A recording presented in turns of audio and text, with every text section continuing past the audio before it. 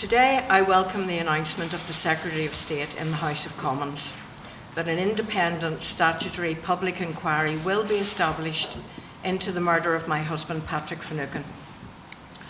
After 35 years of campaigning for such an inquiry, I believe this announcement represents a significant step forward for my family in our fight to uncover all of the circumstances behind Pat's murder. It has been a long journey to get to the point where the establishment of an independent public inquiry has finally become a reality. I look forward to having the opportunity to participate in a statutory inquiry and expose publicly the whole truth behind the murder of my husband. This has always been the objective of the campaign that my family and I have pursued for the last 35 years. We have only ever been concerned with uncovering the truth. It is this that has kept us going. It is the thing that has been missing all these years. We did not believe that his murder was simply the work of gunmen who killed him. We had no confidence that police investigations would ever bring those truly responsible to justice. We were not satisfied with private, limited reviews from which we were excluded. We could not and did not accept the assurances of previous British governments that they were anxious to set the record straight, because they were never prepared to do so in public. An independent statutory public inquiry is and was the only way to bring the whole truth behind the murder of Pat Finucane into the light of day. The journey to this point is not one that my family and I have had to endure alone. Indeed, we would never have succeeded without the assistance and support and encouragement of so many people over the years. I could not begin to thank them all by name here today.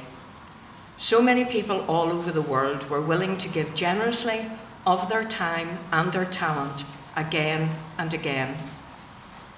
I want to record my heartfelt thanks and gratitude to each and every one of them. We would not be here today without them. However, I would like to single out one person, and that is Peter Madden. Peter was my husband's business friend and partner throughout Pat's all too short legal career. He has been a source of unending strength and resilience. I cannot thank him enough for what he has done for my family, or indeed the entire legal team that has represented us so fearlessly and brilliantly in our fight for public inquiry. Most of all, I believe this inquiry can be a watershed moment in the difficult subject of legacy in this part of our island. If a public inquiry into the murder of Pat Finucane can finally publicly examine all of the collusion that plagued our society for so many years, then there is hope that the real process of healing can begin. The murder of Pat Finucane is the last remaining Weston Park case. It is high time it was properly investigated, publicly examined, and finally resolved. I believe that my family deserve this after so many years. Pat Finucane deserves this after so many years. Society as a whole deserves this after so many years. And after 35 years of cover-up, it is time for truth.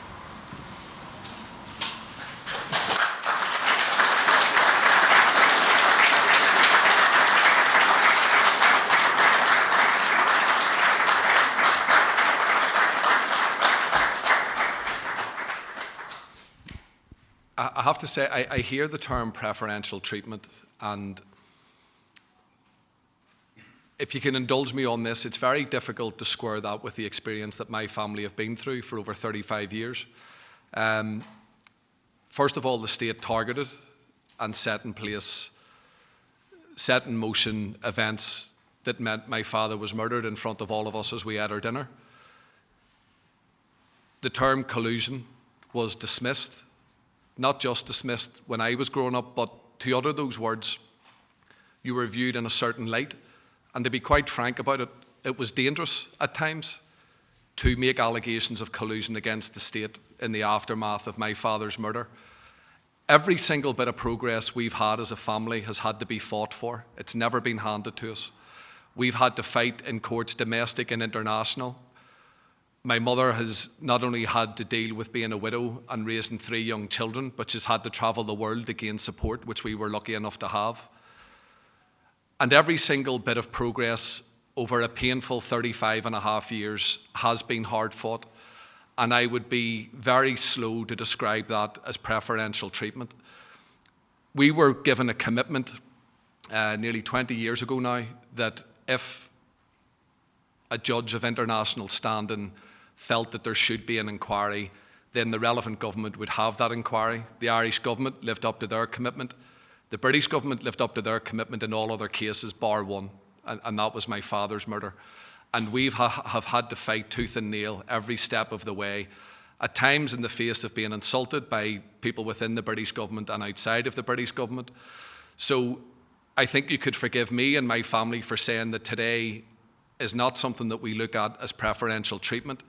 And I will also say that throughout 35 years, it began with my mum and has carried on through all of us. We have always been clear that truth and justice applies to every single person who was unfortunate enough to be hit by our conflict in our past, and that is without partiality, without any equivocation. We have been consistent in that. So any other family that continues to fight for truth and justice will have our support, and we know what it's like when the system is put in place to frustrate you and prevent you from getting answers. But what I've always believed, and it's a personal view, is that when I look at other families that get success, if that's the right word, and we've had examples of that over previous years through civil cases, judicial reviews, and particularly the inquest system, not least to mention the Bloody Sunday families. When I see other families having worked tirelessly for decades, getting the answers that they have fought for, that's given us a boost. That has inspired me, and that's made sure that in those dark days when you don't think you're going to be sitting here on a day like today, that you keep going, even when it's difficult. So that is how I would respond to that, and I think more importantly, people can make their own minds up as to how they think the Finucane family have been treated.